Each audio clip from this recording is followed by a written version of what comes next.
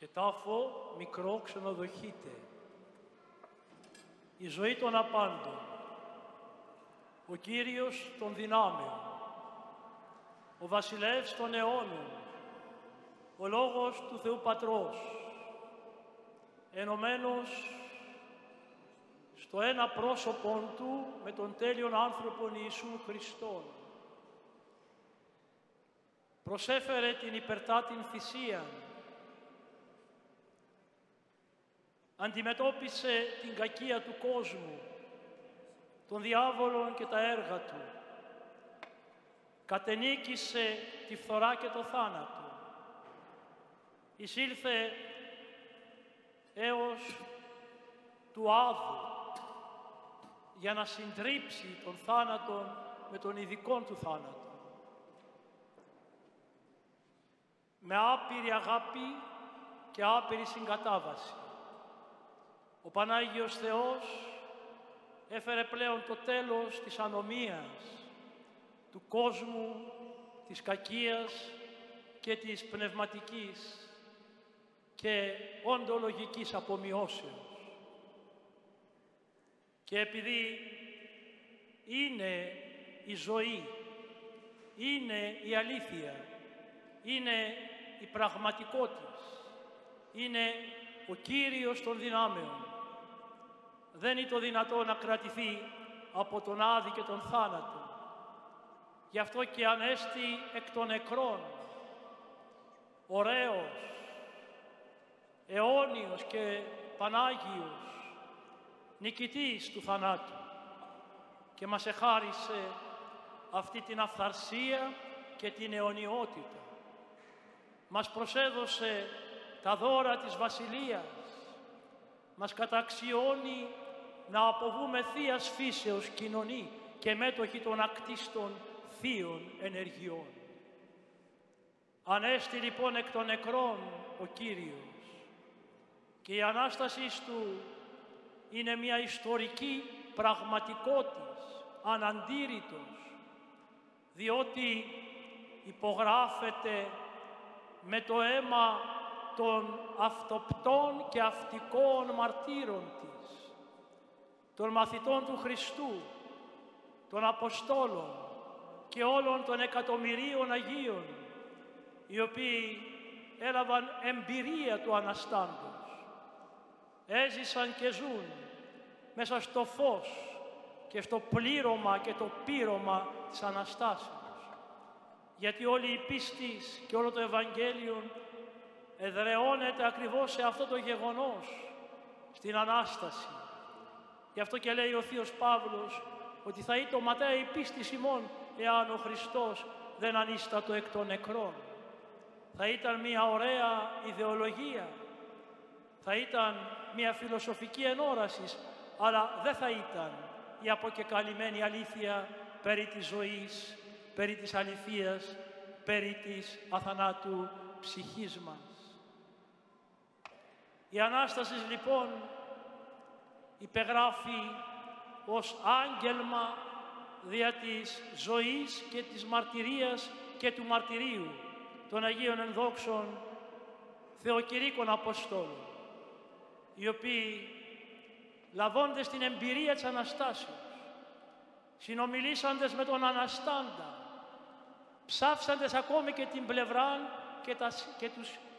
και τα σχήρας του, όπως ο μαθητής και Απόστολος Θωμάς, βγήκαν στα τρίστρατα της οικουμένης, απέναντι σε μία σιδηρόφρακτη Ρωμαϊκή Αυτοκρατορία, για να αντιμετωπίσουν τους διωγμούς, τη μάχαιρα, την αγχώνη, τα θηρία, τον θάνατο. Γι' αυτό και ο λόγος τους είναι αληθινός, γιατί ποτέ κανείς δεν πεθαίνει για ένα ψέμα. Άλλωστε, ποιο λόγον θα είχαν οι απλοί αυτοί άνθρωποι της Γαλιλαίας, οι αλληλείς, να προκαλέσουν μια τεράστια αυτοκρατορία και να έρθουν σε ρήξη με τις αρχές και εξουσίες του κόσμου τους. Μας το λέγει άλλωστε ο Ευαγγελιστής Λουκάς, εις τον 70 αυτόπτης και αυτίκος στις πράξεις. Ήταν φοβισμένοι, απογοητευμένοι, εκρύπτοντο από την οργή των Ιουδαίων, ο μεγάλος εκείνος μαθητής ο Πέτρος, ο πάντοτε ορμητικός, είχε αρνηθεί τον Κύριον του 3 φορές ενώπιον θεραπενίδων και δούλων. Τέτοια ήταν η ψυχική τους κατάσταση. Πώς λοιπόν μετεβλήθησαν οι φοβισμένοι αυτοί λαγωοί σε υποπτέρους αετούς και κίνησαν γη και ουρανών για να διασαλπίσουν το μήνυμα της Αναστάσεως, εάν δεν το είχαν βιώσει στην υπερτάτην δυναμική του. Γι' αυτό και ο Πέτρος μας λέγει, ο μεγάλος αυτός πρωτοκορυφαίος Απόστολος, επόπτε γενόμενοι της αυτού μεγαλειότητος. Και ο Ιωάννης, ο αγαπημένος μαθητής, μας καταθέτει ότι αυτό που μας κηρύσσουν είναι, όπως λέγει μεγαλειωδώς, όχι δικές τους απόψεις και αντιλήψεις, αλλά είδαμεν, ακικόαμεν, η καρδία τους ενωτίστηκε, βιώνοντες το μεγαλείον του Αναστημένου και της Αναστάσεως. Η Ανάσταση λοιπόν υπογράφεται ως άγγελμα, ως γνωστοποίηση από τα εκατομμυρία των Αγίων Μαρτύρων, οι οποίοι όπως οι Απόστολοι έλαβαν εμπειρία του Αναστάντος. Γιατί η κοινωνία με τον Αναστάντα είναι σχέσεις ζωής, είναι μετοχή και αλληλοπεριχώρησης προσώπων.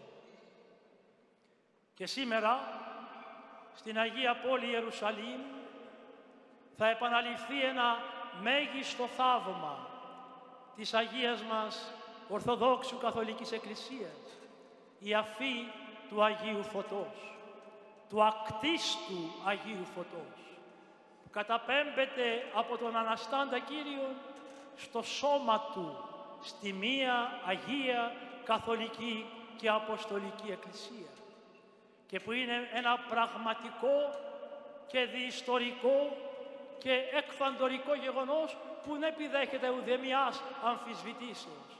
Διότι πρώτον γίνεται μέσα σε ένα κράτος που είναι αντίχριστο κράτος, που δεν δέχεται ως Μεσσία αληθινόν τον Κύριον Ιησούν Χριστόν και που αναμένει ακόμη και τώρα τον Μεσσία της δόξης όπως διισχυρίζεται.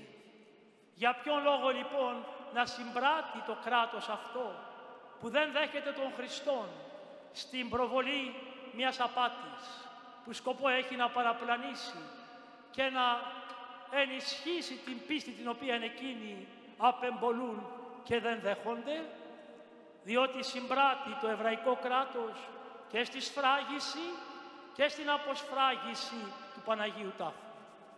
Δεύτερον, δυστυχώς στην Αγία Γη υπάρχουν και ετερόδοξοι άνθρωποι, διότι η πλάνη δεν έχει τελειώσει με το έργο της σωτηρίας, αλλά ο πειραστής εφευρίσκει εγωισμούς και πραγματικότητες ανέστιες και ανώσιες για να τρώσει την ψυχή των ανθρώπων και να τους εγκλωβίσει στην πλάνη και το ψέμα. Υπάρχουν λοιπόν εκεί παρασυναγωγές χριστιανικές, οι οποίες δεν έχουν την χάρη του Αγίου Πνεύματος και γι' αυτό αποστερούνται της ευλογίας του να λάβουν το Άγιον Φως. Και ίστανται εκεί παρά το Ορθοδόξο Πατριάρχη οικετευτικός για να πάρουν το Άγιο Φως από τα σχήρας του. Τρίτον, την ώρα που εξέρχεται το Άγιο Φως, επειδή είναι άκτιστη ενέργεια του Θεού, δεν έχει τα φυσικά στοιχεία της φωτιάς, δεν καίει. Γι' αυτό και όσοι βλέπουμε την τελετή της αφής, βλέπουμε την δεσμίδα των 33 κεριών με τη μεγάλη φλόγα να την περιβάλλει, να την πηγαίνουν οι άνθρωποι στο πρόσωπό τους, στα ρούχα τους, στα χέρια τους, χωρίς να καίονται, που είναι μια τρανή απόδειξη της θεόθεν αποστολής του Αγίου Φωτός και της διαβεβαιώσεως και πάλι και πολλάκις της υπεροχικής Αναστάσεως.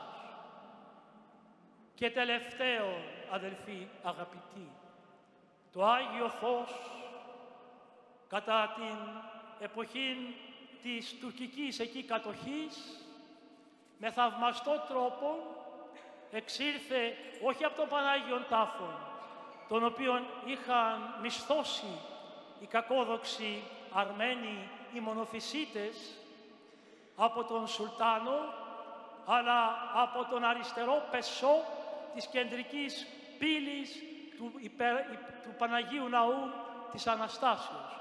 Εκεί εκάθιτο ο Πατριάρχης κλαίων και οδυρώμενος, διότι τον είχαν αποπέμψει από την Ιερά Τελετή, και ενώ προσήφιε εκείνος και ο λαός ο βαριαλγών, την στιγμή εκείνη δεν εδόθη στους κακοδόξους Αρμενίους, αλλά στον Ορθόδοξο Πατριάρχη, βγαίνοντας μέσα από την αριστερή κολόνα, και μέχρι και σήμερα, από το 1700 τόσο, υπάρχει εκεί εις μόνιμον και διηνεκή την παράσταση.